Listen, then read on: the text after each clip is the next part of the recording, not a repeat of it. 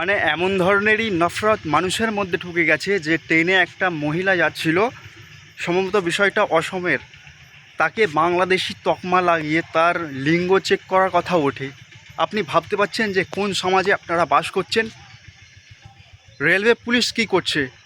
এরকম প্রায় দেখা যাচ্ছে ঘটনা। রেলওয়ে পুলিশকে কড়া পদক্ষেপ নেওয়ার দরকার এই বিষয়ে। যে কেউ এসে মানুষের ওপর এইভাবে, মানে কি বলবো, একদম অত্যাচার বললেই চলে, অত্যাচার করে বেড়াচ্ছে। তো এর জন্য এই যে পুলিশ প্রশাসন আছে, তারা কি করছে? এই ধরনের ঘটনা কেন ঘটতে দিচ্ছে? আর এদেরকে এমন শাস্তি দেওয়া দরকার, পরবর্তীতে এদের শাস্তি দেখে অন্য কেউ না এই ধরনের ঘটনা ঘটাতে পারে। আপনারা দেখেছেন যে একটা মহিলাকে কিভাবে হেনস্থা করছিল ট্রেনের মধ্যে।